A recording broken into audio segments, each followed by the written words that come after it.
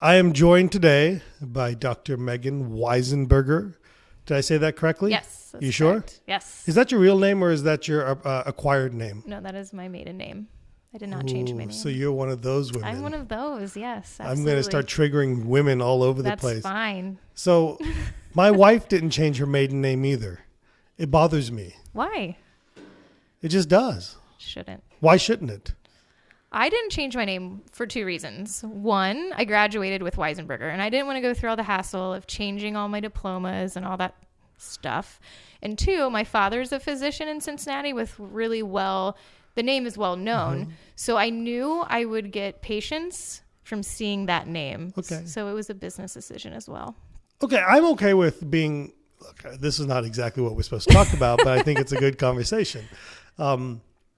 Actually, let me tell you why. It doesn't bother me that my wife didn't change her name professionally. It somewhat bothers me that she didn't change her name personally. And not because I want her name to be my last name, but because I do not like getting called Mr. Gupta when we go to the airport, when we go to hotels, because she makes those reservations under her name, and that drives me a little bit crazy. That's a personal problem then. That's an egotistical problem, right? And that's okay. Yeah, no. I'm a male. I get to have that. No, it doesn't bother my husband, so. Not that you know of. Maybe he's afraid to tell you. I don't think so. I'm pretty sure he it would does. tell me. I guarantee you. Yeah, he would tell you. He would tell me. All right, that's good. All right, so while we're on that topic, I think it's a big topic in dentistry today. This a big focus towards females. Mm-hmm. What's your take on all of that? I love that there's more women in dentistry. But I don't always want to fall back over women, so we need a bigger platform. I just think it's awesome that more women are becoming visible and speaking more and engaging more. But I don't think it's just because I'm a woman I should have more engagement. Mm-hmm. But do women really have unique problems that dentists don't have? That male dentists don't have? Probably. I don't know. It's hard. Not being a male dentist, I don't know. But it is different when you're a female and if you decide to have children. But don't I have kids too? You do, but you didn't have to carry them for 9 months and then give birth. Listen, I'm carrying one permanently, quite frankly, okay? It just becomes harder because there's physical things that we have to deal with that men don't. Not saying that you're not taking time off to be with your kids. Yeah. I got in trouble. You met my wife today, yes. And I got in trouble once. She went out of town. I think this was the first time that she went out of town and left me alone with the kids. And I wrote on Facebook, I said, I had such a great time babysitting my kids this weekend. It's like her and several other people privately messaged me and texted me and says, it's not called babysitting. I'm like, to me it is. It is different. So, okay. But look, I'm so pro women in dentistry. Right. Okay. I don't want anybody to take this the wrong way, but I also want to be somewhat factual about it. Mm-hmm. Okay.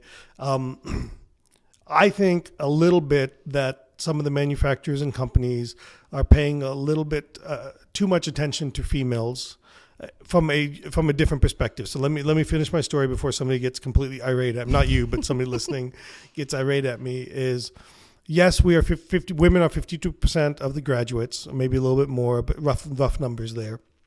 But they don't represent that same ownership pattern or that same hour work pattern that the typical male dentist does.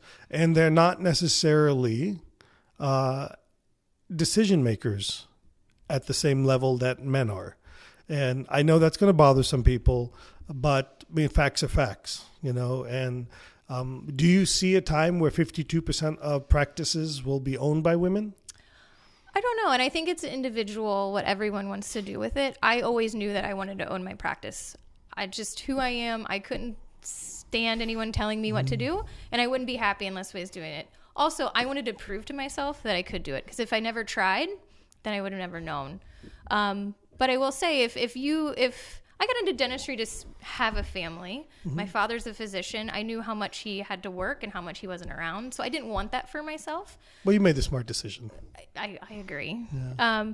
But so I knew that in dentistry I could work what I wanted to work. Mm-hmm. And that's kind of how I've decided to run my practice. Okay. But you can. Mm-hmm. You just have to be smart about it. And, if I will say my husband has a job that he can work from home if the kids are sick. Okay. So I have a very not unique, but Well, I would argue that you've created that. correct. We Okay, knew because your relationship is such that he probably sought out a job that gave flexibility because Correct. because you as a practice owner didn't have as much flexibility as if you were the person that had Right. an 8 to 5 job that you can and I want to work 3 days a he's week. had to given up. Like we can't. If he could accelerate in his old job, if he could have moved, but he knew he couldn't do that. So he's given up a lot for me to do this. So I've been very lucky that way. Okay. And that's allowed me to own my practice and be there. I wouldn't want to be I'm so afraid that I'm going to put my foot in my mouth as if that stopped me before. But I look at women dentists in two perspectives. One is you're fighting an uphill battle as a female. Okay. Unfortunately, we still live in a time with that's part of the situation. And you fight the uphill battle against males. And I also think you fight an uphill battle against women. Okay? I would agree. And I think personally, I think that's the bigger battle, in my opinion, is the battle of, hey, just because I'm a woman doesn't mean I'm not as driven as any other man or any other human being. Why should I be made to feel bad for not necessarily being there for my kids the way a traditional stay-at-home mom or a female who is all into their kids? Have you noticed that? Yeah, I think there's definitely when you have women who don't work and then you look. No, I'm saying even within dentistry. So let's assume within our profession, there's I've noticed two different types of women. Okay, I'm talking about in dentistry. Okay. There's the woman that, hey, I want to work, I'm a professional, but it's not my primary. Okay, and then there's the female that listen, I want to be as successful or as driven as any other dentist out there. And I think sometimes those two females clash against each other. I haven't experienced that, honestly, because I see both sides, and what can benefit from one person doesn't benefit another person. So I personally haven't experienced that, so I can't talk about it. But I don't look down on my colleagues that aren't working, 5 days a week and doing what they want to do and what's right for them, because what's right for my family, me working full time, is not right for another family. Yeah. So I don't personally see that, so I can't. Maybe they don't say it to you. Maybe, and that's fine. I'll just keep doing what I want to do. And because it's interesting we talk about some of these things because I grew up in I grew up in a relatively progressive Indian family, but I always say that my parents, they left India in 1970s, okay, in the late 70s, and that's the mentality they have, right? And so they would always say to other female kids, oh, you should be a dentist. It's a great life. You don't have, you can work less, you can do all these things. And I think sometimes females in dentistry are looked at that way. yeah. So anyway, it's I neither could here see nor that. there. I mean, when I was pregnant with my first, I had a patient go, well, were you going to come back after you have the baby? Like, of course, I'll be back. Nobody will ask me that after paternity leave, right? Right. So, how long you take? I get 4 weeks off if I was lucky. Well, you're just going to let someone else raise your baby? Well, that's what I'm talking about. That's the kind of things I would get. I would get that from patients. I never got that from other dentists. Maybe you haven't hung out with those dentists. Maybe not. So, but anyway, we're seeing a big push on female specific Yes. stuff. We're seeing groups like Epic, Yes. which I think are fantastic Yes. to a certain degree. Well, I mean, look, I get it. why do we have to separate driven men from driven women? I don't. I'm as part of the Epic. I love it, and I've met some amazing people. I want to go to it. Well, I want to hang out with driven women. It is a cool group of women, and I think it's a launching pad for some of us to get together. Because I think there's good information that people like me or people other open-minded men can provide. I think for it's you just guys. got to be the right group. Yeah. I mean, had I never gone to Epic, I would have never met you guys. I mean, it was a launching pad for me. Right. And that's what those things should be, right? And yeah, and I'm really glad that I did it, and I met some amazing women. Right. Because that's what it was. And So let's move on beyond the woman thing. Okay. Okay. I just needed to get that out That's there. So, all right, let's talk about Megan the dentist. yes. Okay. So you made a statement earlier that you've always known that you wanted to be a practice owner. Correct. Okay, so why did you not do that straight out of school? I didn't feel like I knew what I was doing yet. Do we ever know what we're doing? No. So I did like a GPR at University of Cincinnati, and then I kind of did 2 associateships, and it kind of taught me what not to do. And it was a very good learning experience for me to say, like, if I was going to own my own practice, what do I like about it? What I not like about it? And how would I manage my practice? What would I make it? So there's a negative connotation to what not to do. Okay, so when people say, well, I learned what not to do, it invokes, at least in me, a connotation that it wasn't the right fit or the right place. And really what I would rather have us say is it helped me get clear about what type of practice I wanted to have. Yeah. And so let's talk about that. Okay. So your associateship was a very different situation than what you have now. Correct. Not worse or better, No, or different. Just different, right? So let's talk about that transition from being an associate in a practice of multiple doctors, 5, 6, 7, 8,000 patients, to moving into practice ownership, number one. And then part of that is moving into practice ownership into a fee-for-service model where it's literally cash only. So let's talk about that a little bit. So what was that transition like for you? It was a huge jump, and I was so very, very nervous to make that leap because it's a totally different mindset. So what helped you overcome that nervousness? I think in the back of my mind, I said, if I didn't do it, I would never know. So if I did it and I failed, okay, I tried it. Okay. But if I never did it, I would never know. And then my CPA kicking me in the butt, saying, go, just do it. Well, but your CPA also did that because of the practice you were buying. It made, on paper, it made economic sense to do that. Yes. It was, a lot of things make sense on paper. Correct. But it was scary because it was a totally different world than I was used to. Did you have kids at the time? Yes, I had 2. Okay, so you had already had 2 children. I already had my girls, yeah. Okay, and you're ready to do it. Correct. What was there a particular time where you said, I'm doing this? Was there a day or a defining moment or something that happened that you're going to say, hey, I'm going to do this? Yeah, it was when my boss made me just so mad. I was crying on the way home, and I said, this is not worth it. But you still cry on the way home now that you own your own practice. Honestly, I can tell you I'm 110% happier I understand. as an owner. I'm somewhat kidding. No, but there was a point where I was like, this isn't worth it. I'm bringing this all home to my family. This is not who I am as a person. It's not allowing me to be that dentist. I was like, I'm done. I'm doing my own thing. And then had you already been looking at that time? Yeah, I was already. So you had already started the process. I had already started the process. I knew that I was out, and then it was, okay, is this the practice for me? And I went and I met with the selling dentist. Mm-hmm. My husband and I met with her and her husband, and I walked in the building, and I just knew. Just talking to her, So let's talk about that, because it's like people say when you meet your loved one, you just know, right? Yeah. So what was that? Not like what was that feeling like inside? No. But what was it about that made you understand? So when I met her, she had worked at the practice for 20 years and I had been an associate for 7 before. Before that, so 27 years she had been in the same place. And when I was looking to buy, she had 2 little girls the same age as when she brought the practice. She was 7 years out. I was 7 years out. There was like a lot of weird little Did it make you feel comfortable that she was a woman that was owner? I mean, it did, but only because I knew the practice was okay with a female dentist already. Do you think that's a thing? I do. I really do. My last place I worked, he would only hire a female to work with him because he knew some people only wanted a female dentist. Yeah. I do think it is a thing. I have patients tell me all the time, I'd rather have a female dentist. Yeah. And I never.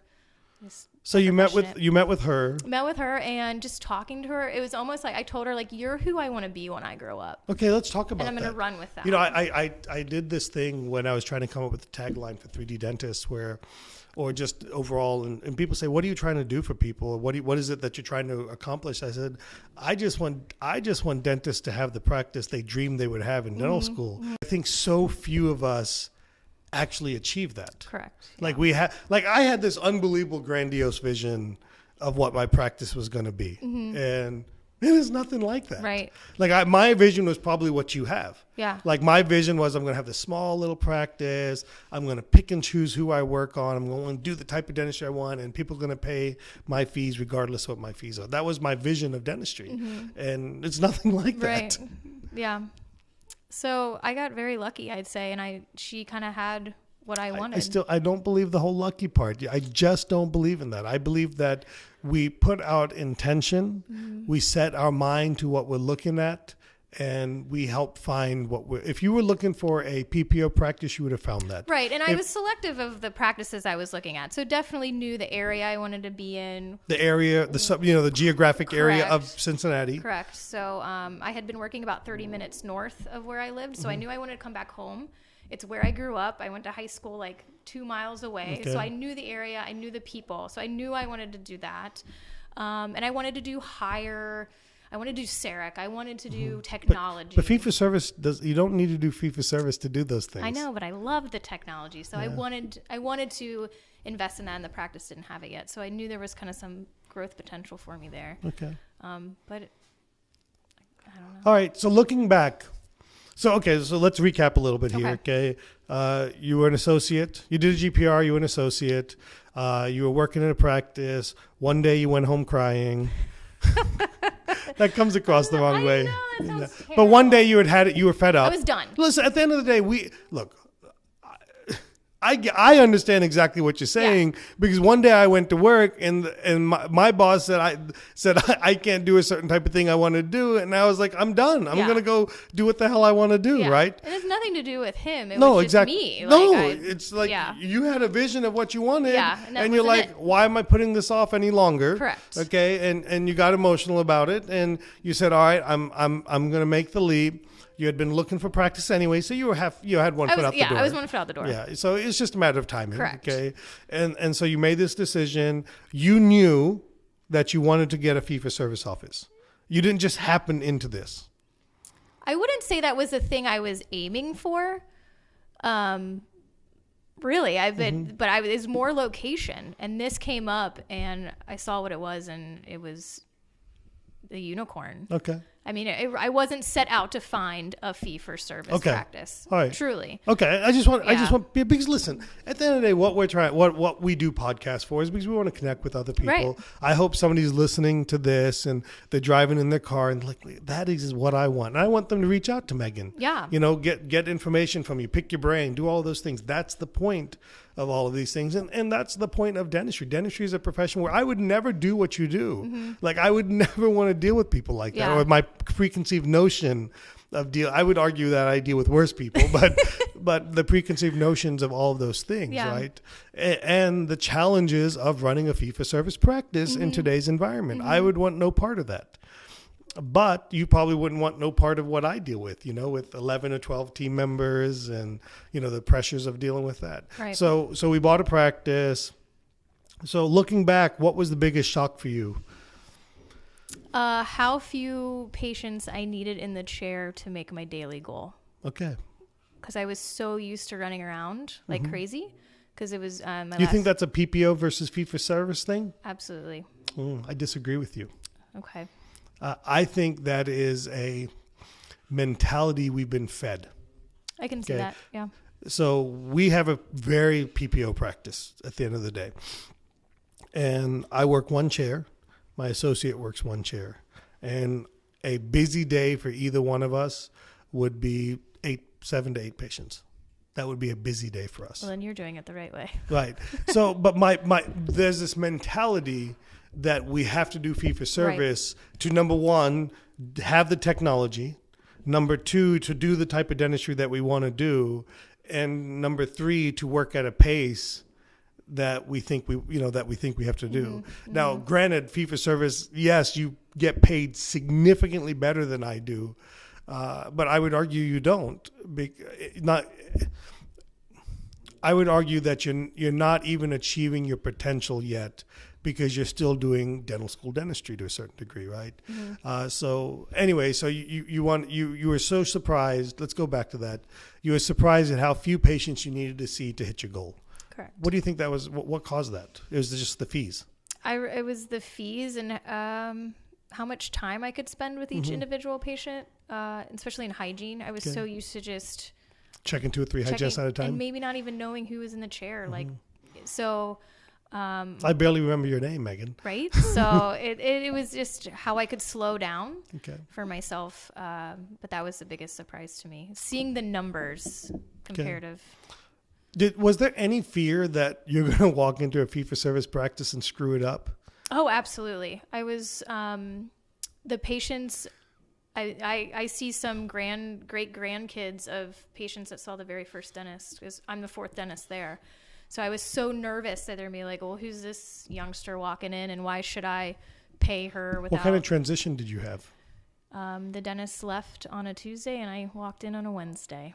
There was absolutely no overlap. Was that by design or was that by necessity? Design. It was by design. It was non-negotiable? I didn't really press it. Okay. She sent a letter out and had been telling patients, and the office is pretty small, so there wouldn't have been enough room for us to both work.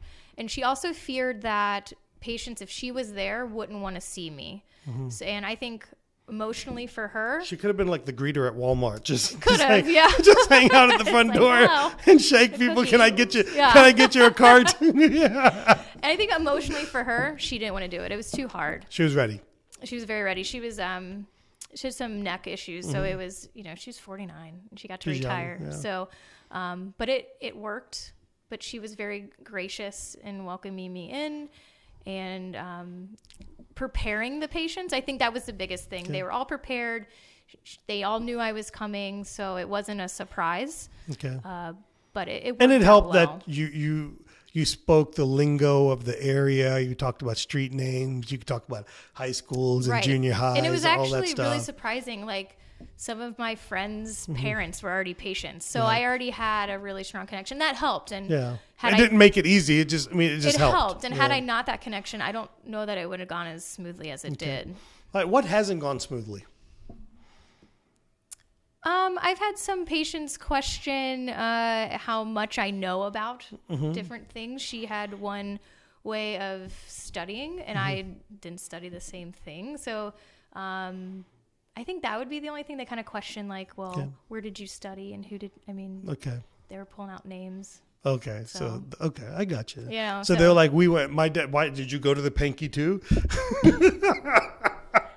I got a patient ask me if I studied under Panky, and I was like, whoa. You're like, that dude wasn't even alive when I was born. I just learned about it a year ago, so I don't know how you know about it, but yes. So that was a thing. I knew what you're talking about when you said it, okay? I knew exactly what you're talking about. So I just educate and say, hey, there's a lot of ways to do things, but most people have I also didn't study under Dwight Eisenhower. Yeah, so. But all right. So have you been able to maintain the patient base and the revenue? Yes. Okay. I think, you had normal attrition. Okay. I don't even know the percentage, honestly. Kind of depresses me when I look at all those things. And we're getting more new patients than they did. Okay. So I think we're staying about the same. So what's your goal with the practice? So you buy a practice, is your goal just to maintain it and make the same income that the person selling it made, or do you have a grander vision? My initial goal for the first year was just, hey, let's not lose any money. Yeah, there you go. But we made money in their first year, so we were really happy with that. And my goal is for steady growth, but I want to keep it a smaller family practice that I don't lose that vision of, we're there patient-centered, focused. I don't want it to be some huge practice. So do you believe that if you have a larger practice that you're not patient-centered anymore? No, I don't believe that. But for me and what I want to do outside of my office, I think that's where it fits. When you say outside of the office, what do you mean by that? With my family or, CEs or speaking or whatever I want to get engaged with, I want to be able to maintain my office too. And I'm new at it too. There's the sky's the limit, but it's only been a year and a half. So. Well, the first year and a half, 2 years are the hardest ones. You got to maintain. You're trying not to screw things up. You're not trying not to have too many changes. Correct. There's so much involved there. So let's talk about the grand division. What is so you mentioned earlier that technology was important to you. You wanted it. Did you have experience with that at your associateships? I had experience with CEREC. Okay. We had a cone When I was growing up, it was CRAC. CRAC. So we have a CRAC. Okay. We just got the Prime Scan, which Okay. I love. I had some experience with cone beam, but not until I got into my practice and I purchased my own that we've really been using it. So those are two new things I brought to the table. All right. So do you mind me sharing some of the patient-based numbers? No. Okay. Because I want to bring up a point. Okay. Most people often believe that you have to have a practice that is of a certain size or a certain revenue to justify spending essentially $200,000, okay, on CEREC and cone beam or CAD/CAM and cone beam. So you have a practice that's roughly 750 active patients, and you're able to justify and want that technology. Correct. How would you address people that says that doesn't make sense? I mean, I think it makes the most sense All for right, me. so kind of make me buy into that. Okay, so my patients, just the patient base I have, white collar, busy, don't want to take time off work all the time. The minute I said, hey, I can do your crown in 2 hours and have you back to your afternoon meeting, sold, done, sign me up. I don't want to come back. I don't want to deal with a temporary that's going to fall off. You know, Only if Panky approves. Correct. And so, I mean, that was a huge, I'm going to get in trouble. That was a huge sell point for my office. And actually we had acceptance go up because of that. And they just buy into the technology too. They think people it's love so technology, cool. right? If I They show all have them, phones, blow right? them up. Yeah. So, I have a lot of engineers in my office. They love seeing the miller. Like it was just a cool thing. And they also liked the fact that I was investing in them in the practice. They're like, I don't know why they never did this before. So a lot of people that buy practices like, I don't want to do technology. I don't want to overwhelm my patient. No. You think it's the opposite. Oh my gosh. Where people say, okay, hey, I want to stick around because now we're getting modernization and all of that stuff. Yeah. So I did all that. I also kind of remodeled the front of my office.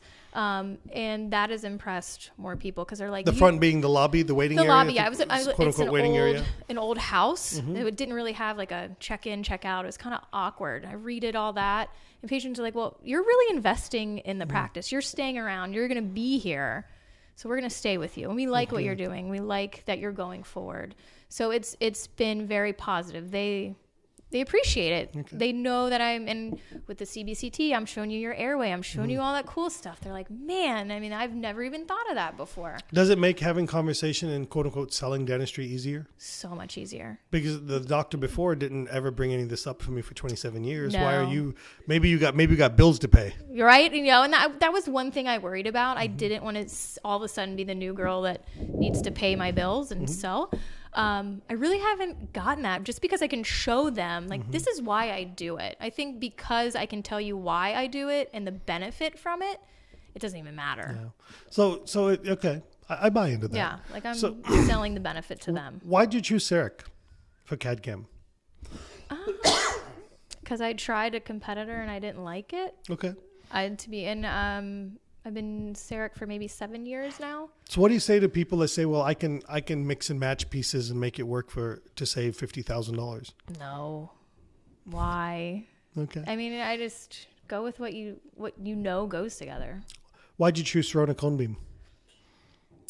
I liked the technology, and I already had the CEREC, so I knew it would all integrate together, and I didn't want that problem of, oh, wait, I'm not... Is there value to integration in your mind now experiencing it? Yes. Because a lot of people say, I can make that work. I can use XYZ software and this and that. I see, and I'm not very IT techie when it comes to like making one thing work with another, so make it so simple that I don't have to worry about it. I'm done. I don't want to worry about that stuff during the day. I just want to know it works, and I know who to call if if something's not working, and I'm done. All right.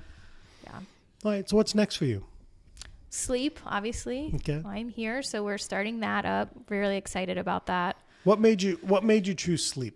There's so many things you can add to your practice. Looking at my patient base. Okay. The average age is about 65. And I went to a course with Aaron Elliott at DS World last year. Okay. And that really kind of got me thinking. And I just started asking my patients questions. Not my course. I mean, that didn't make you think. I just took that. No, I'm at DS World. I spoke. I didn't make you think. You didn't come see me there. No, I didn't. I'm sorry. I did. That hurts my feelings, just so you know. I had to see yours, though. Bought it. But yeah, so that kind of, I started the conversation with my patients. Just interesting. Like, how many are in a CPAP? I don't know. I never asked these questions before. And then it kind of led me like, hey, this might be a thing, to help my patients out. And then I started I just did my own research. So you did what I call proving the concept. So you went to basically a lecture. Okay, you're like, that intrigues me. Let me go find out if this even exists in my practice. And you just ask some questions, Correct. right? And you ask the questions, and you're like, well, there's enough of this that I should kind of dive in deeper for it. Correct. And then you decided that that's where you're going to dive in. Yes. So we were having a conversation earlier, and I'm trying to push you to add some more things to your practice, right? Yes. And you're pushing me back. Yep. Well, I'm the person that wants to do one thing at a time. Correct. And I have a lot of comebacks to that, but everybody's a different personality. I like chaos. I thrive in chaos a little bit. Okay. Maybe I don't know any better, to be quite honest with you, but my response to you was, you got to set a deadline, or what I'm fearful of is that the next step won't happen for a longer period of time. Right. That makes sense. So, I think you should set implant training for 9 months from now. No, definitely. Like, and it's always been one thing where I don't like chaos. I need I'm the person that I need to know 100% of what I'm doing, get that down, and then I'll move on. So, I mean, yeah, 9 months from now, maybe my implant journey starts, but I can't do multiple things, because then I feel like I'm giving half to something, and I'm not happy with that personally. But how do I get you to schedule that implant training? You make me pay for something, and then I'm not worried about the money part of it. But I'm just saying. But how do I get you to commit to a date for it? I don't know. Hold it over my head and then yell at me when I don't do it. Yeah, but you're a grown woman. You're a grown person. I know, but if I'm not your husband, so I don't have any reason to yell at you, right? He don't yell at me either. He knows better than that. I mean, no, if I tell you guys I'm going to do it and you're like, well, you're not here, but what are you doing? The point I'm making is I so believe in what I call a success path. And ultimately, one of the things that we individually have to do is we have to define that success path. Right. And for you, the first step of that was sleep. And part of my challenge to you is you got to define what the second step is. Yeah. Okay. And then what the third step is. Right. And sometimes the third step doesn't come clear until you kind of get into the second step. But not just this first step, the first part of it is to establish what the second thing is. The second part of it is establish a date that I'm going to start learning it. And that's what I want more people to do. I want them to create their success path. Okay. Because it's easy for me to say you need to do sleep, you need to do implants, you need to do all this. But, at the end of the day, it took me 10 years to get there, right? So I have to be weary of that and aware of that. But I also know that we need to make people a little bit uncomfortable to set that date. Maybe that date's 9 months. Maybe it's 12 months. Maybe it's 15 months. It doesn't matter so much to me of when that date is. What does matter to me is that you set a date, because you can always postpone it. Right. But you need to set a date. Right. No. Yeah. And my 2019 goal was sleep. Okay. That's what it was. So what's your 2020 goal? Guess it'll be implants. No, it doesn't have to be. But really for me, I know I want to keep my CEREC training going, but there's only so much I can do more beyond that. Naturally, I think it would be. You do know simple. 2019 is almost halfway over. Oh, where did the year go? Okay. My 2021. Okay. But you see what I'm saying? But I need to look at and see. But you see the whole point. Like in other words, if we said, hey, my 2019 goal is sleep, and we're really starting our journey in April, May, right. So to me, if you say, hey, my goal is in 2020 is implants, then let's go ahead and schedule that for January of 2020. Right. Because there's a ramping period. Right. It's not like I take the training and I'm an implant person, right? Right. Too, with sleep, like I started that last year. Right. So, it's taken me. It takes a while. Yeah. It's a 6 month ramping. I tell everybody, I try to get everybody to understand it's a 6 month ramp. Yeah. So we're just now starting. So you're hitting your stride. So I kind of want to get a few of those under my belt. Yeah. Get all that, and then, I don't know. It's scary to set a goal. And I'll be honest, like a huge part of me not wanting to do implants is just fear about it. What's the fear? I don't know. You have all the technology. I know. I have all the technology. It's just me doing it. It really is. And I've placed implants before. Like, it's not something that's totally foreign. Yeah, and the beauty of it is with all the technology, you can pick and choose what you do. Right. You can literally pick plentiful bone sites. Right. Nobody says you have to do where you snake an implant in. Right. I mean, you can pick and choose. So it's me just figuring out my course for that, where I'm going to start with my implants for my office and going from there. Okay. But so when are we going to schedule that? Oh, dear. I don't know. So I say maybe 12 months from now. Okay. So we can hold you accountable that in 12 months you will be starting your implant journey. Mm-hmm. So you'll schedule it probably towards the end of this year, early next year. Mm-hmm. Like that'll be a good deadline to get scheduled. Figuring out like how I'm going to go. Yeah, which one, you know, where you want to start, all that stuff. That's the other thing. Like there's so many courses out there. Like what's right for me, what's so that's gonna why work. that's why I'm pushing you now to start so I got to thinking start about figuring all that out. Yeah. Yeah. So, going on that journey is going to be. Yeah, we have wonderful training here, but I'm not saying that we're the right place for you. Right. But we are. No, but I, and I say that tongue in cheek a little bit, but our implant training is based around the Sirona system. Correct. It's based around CEREC and their cone beam, and it's about getting started in that model. And so to me, taking implant training in other places, while it makes, they're very good. Don't get me wrong. My buddy Justin Moody at Implant Pathway does an unbelievable job. My friend Arun Garg with Implant Seminars, they do a great job. I'm happy to send people to both those organizations. But you're not learning the workflow for what you have. Correct. And I know that you intend to do it in that workflow. So, I'm going to push you a little bit on this. That's fine. Okay? I need it. We all need it. Yeah. I need it too. Right. I need it too. I'm struggling right now in finding my next step. Like what's next for me? I don't want to say I've mastered sleep because I'm far from that. I haven't mastered implants, but I'm doing a wide range of implant stuff. I'm doing we're doing a decent amount of sleep. We're starting to conquer aligner therapy, and there's so much. Like I'm like, okay, what's next, right? And there's got to be something next, or I'm gonna probably get irritable. Yeah. So. Yeah, and it's so easy to stay in your comfort zone. So yeah, no, you need someone to push you out of it. So Megan will have picked a implant training program by the end of the year. Yes, I will. Fair. I'll do it. I'm not saying you have to start by the end of the year. Right, no, but I'm just saying, have an idea where I don't care if you pick for the one for the end of 2020. Right. That's fine. Just pick one. Just pick one. Just get it on, because here's what I know about people that own their own practice. They work on deadlines, and we work so much better when we know what's out there. Right. What we know that, hey, I got to get this done so I can move on to that. Right. Right. I agree. So that's why I'm pushing you a little bit on that. No, fair enough. What else can I help you with? What are some of the other challenges? I think I've just had challenges getting new patients in a fee-for-service model. Okay. It's been different. Do you really need new patients? No, I know. You say I don't. I want new patients. I want some younger new patients in my office.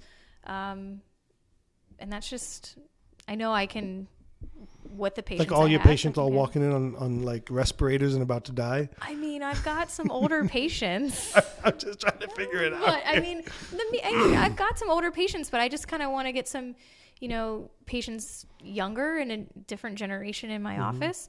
I don't think there's anything wrong with that, but it's been appealing. I'm a young mother. Oh, that reminds me. So one of the things that you talked about is in our conversation at dinner today is you had mentioned that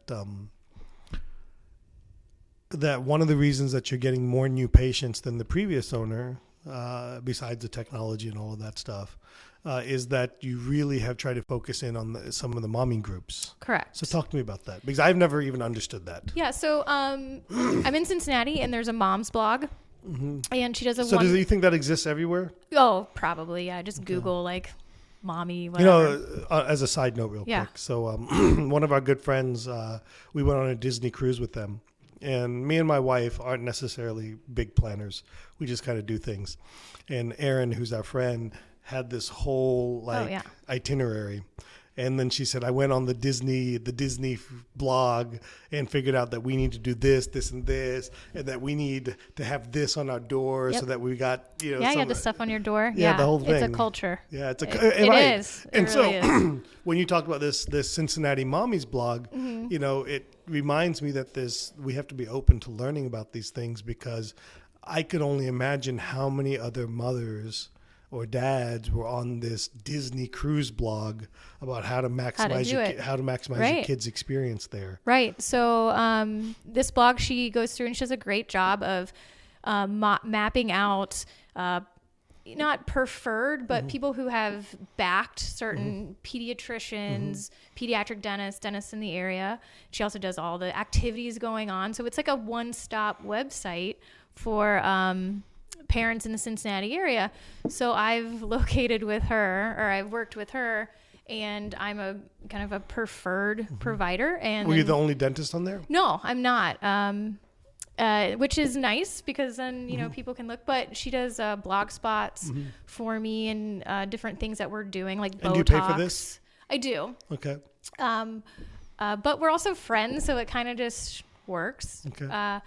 But she'll do blog spots. If we're doing promotions, she can do a little Instagram video about it. If she comes into my office. So this is more like influencer marketing. Basically, yeah. She'll take pictures of herself, and then Cincinnati's pretty small. Isn't that what Instagram's all about, is taking pictures of yourself? You know what? But it works, and they see, oh, hey, I know her from this, or she went there, and I got this done. So it helps my word of mouth, which for fee-for-service is our number one. All that, yeah. So it gets my name out there, and it helps. But I think for parents, it just helps to get someone else's opinion on things, because there's a million dentists in the world. So that fits two realms for you. One is it helps euthanize youthfulness, right? your practice, None right? of my patients listen. But you know what I mean. It helps make your practice a little bit more youthful. Correct. Okay.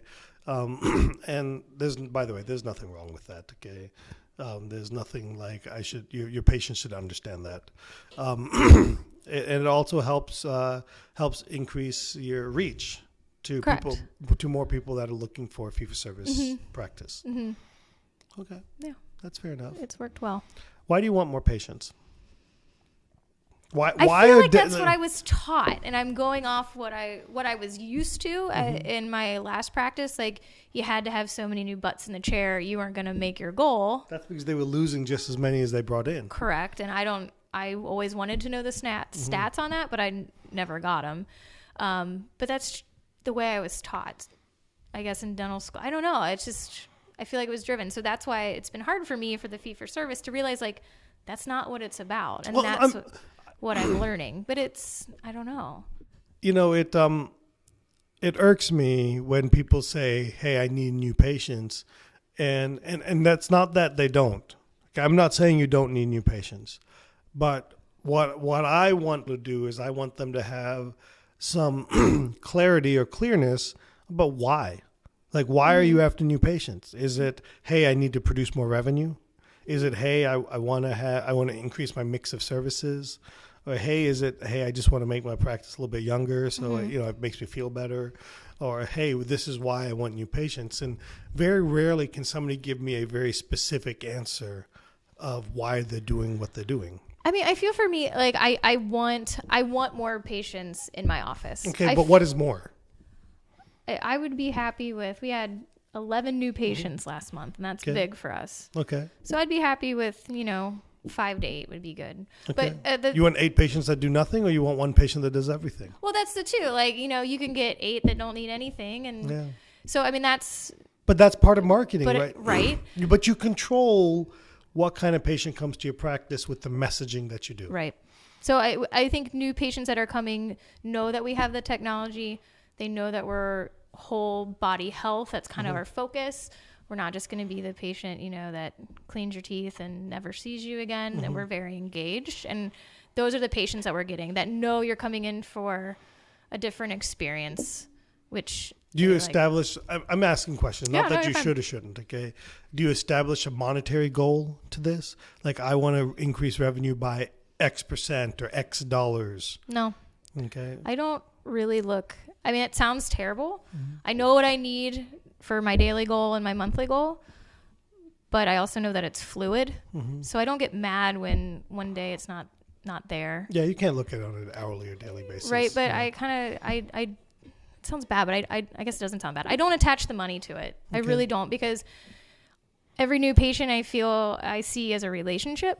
So, if they don't need something and they really like me, they're going to refer their friend. It's going to multiply on itself. So that's just the way I look at it. Look, look. Let me be somewhat frank about this. Okay, I just want you to get clear about why you want new patients.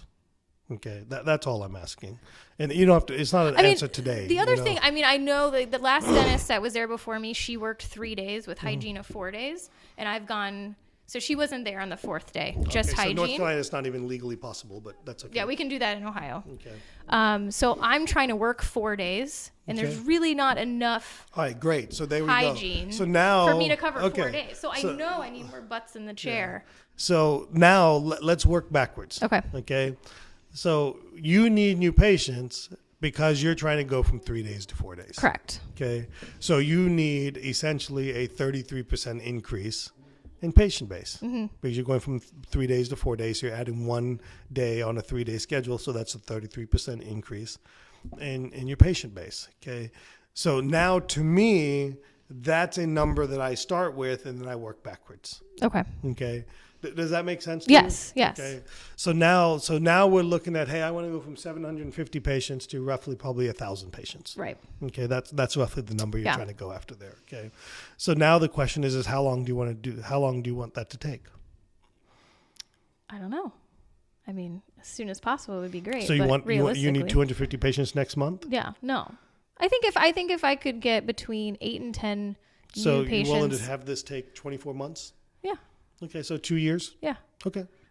There's nothing wrong with that. Yeah, no, I'm happy with a slow and steady. Okay. So am I. For the long haul. So yeah, I don't. But you see how much clearer we can suddenly get. Right. Like, hey, I know that this is where I want to get to. So there's not this. See, one challenge that people, when I ask, that I think people have when we start talking about growth, is they think it's unlimited. It like never ends. Right. And I know one of your fears that you mentioned earlier was you don't want to feel like you've lost control. Correct. Or you've turned into this cozy practice, right? I mean, you worked hard to buy that and maintain that. Right. So now we have to have a defined growth and a defined plan so that we can maintain that. And you can't suddenly have 40 patients a month coming in for 6 months because it won't do that. You can't handle that, right?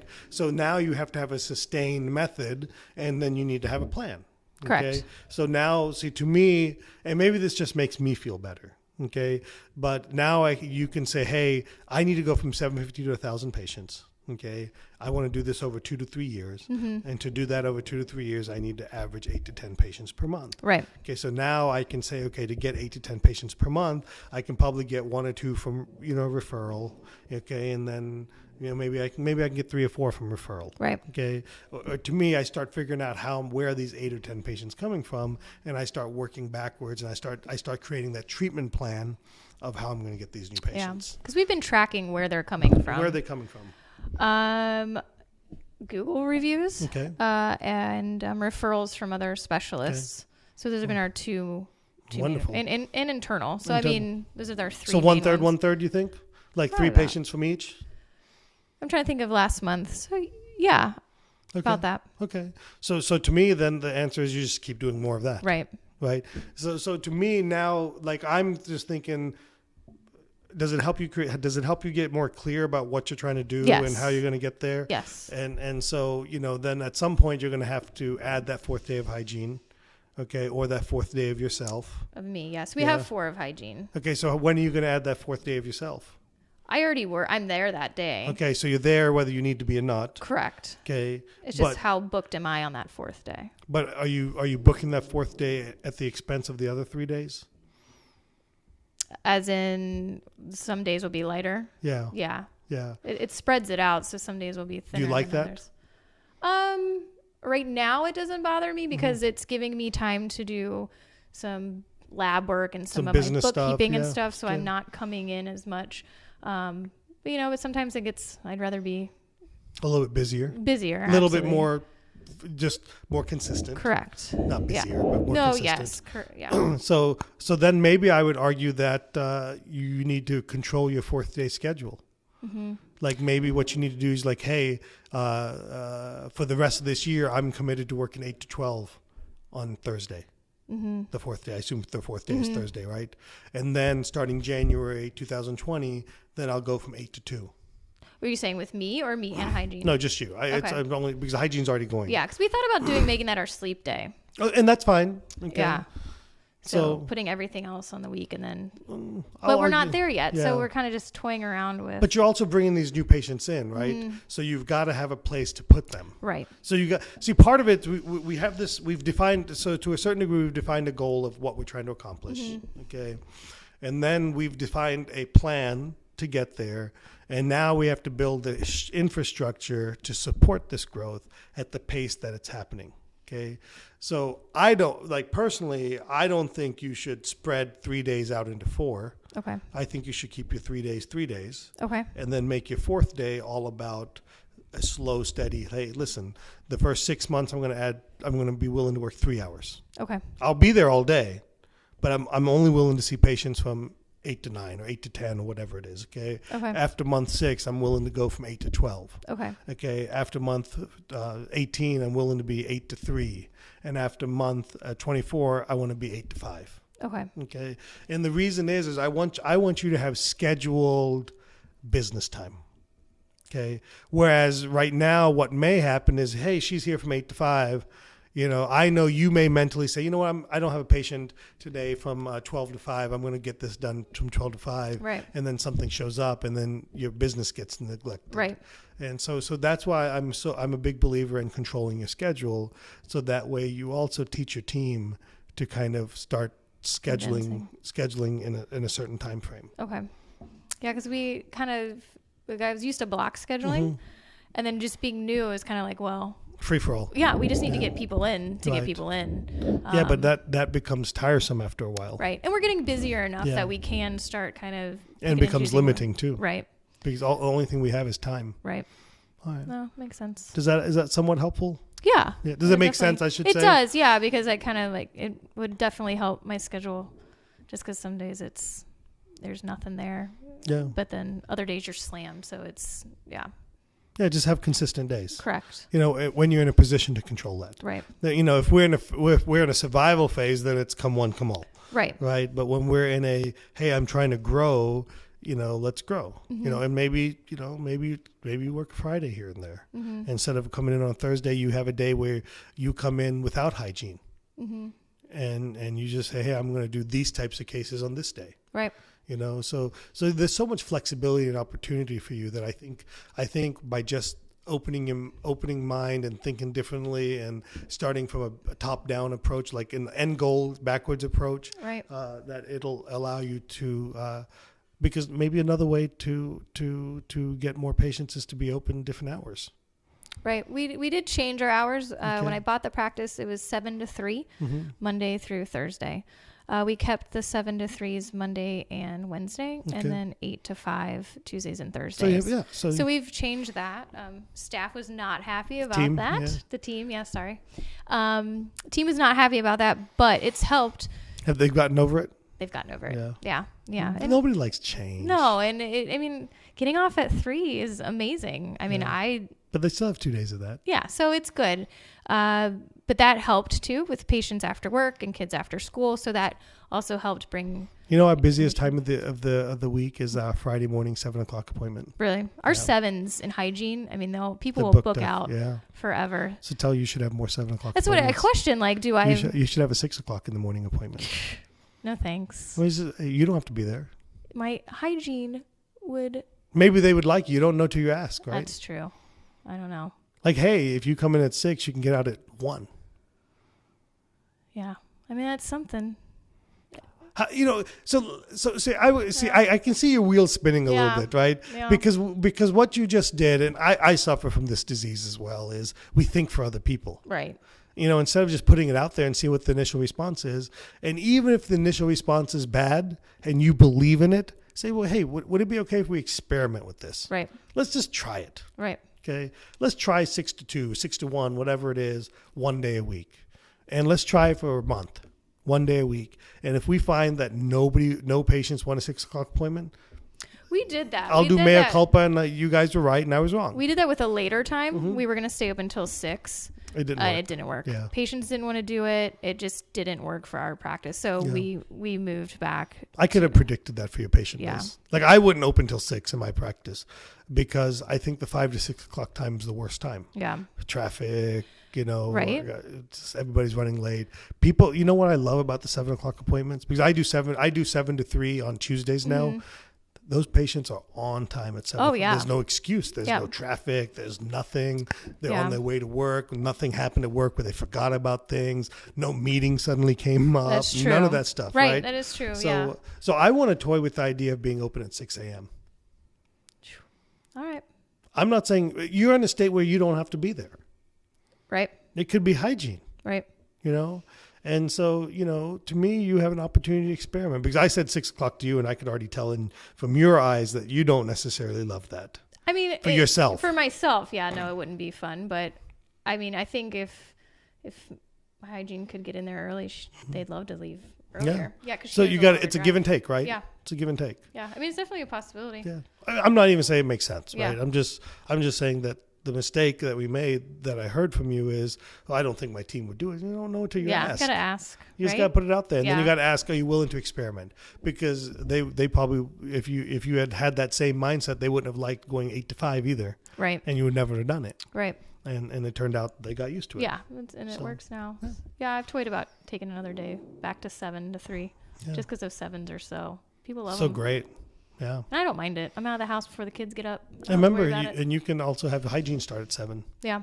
Like I like to, I'm one of my, growing my practice, one of my best days was when I used to come in on Fridays and not have hygiene. I'd schedule the types of dentistry I wanted to do that day, or just, I like going in and actually being able to work nonstop. Yeah. It's not having to get up to do 1 or 2 hygiene, how many ever hygiene checks, And so, I like that. No, I agree. It's nice when you can. It's 2020, Megan. Oh, man. The pressure. But things and I say that because for you more so than for me, you have to adapt and respond more than I do. I use insurance as my way of avoiding as much of a response. You've got to give your patients a compelling reason to stay with you. I agree. And you're doing it, but you also have to continue to do it. Right. Especially as, hey, I bought this practice. I do have some visionary plans of what I want. I want to make it mine and what I want. So, you're not just trying to maintain status quo. So you have to be a little bit adaptable on that. I agree. And that's been something that, I've definitely been trying to do. Like the question, why would I stay with you? And that's what I've been trying to figure out. Yeah. And it's worked so far.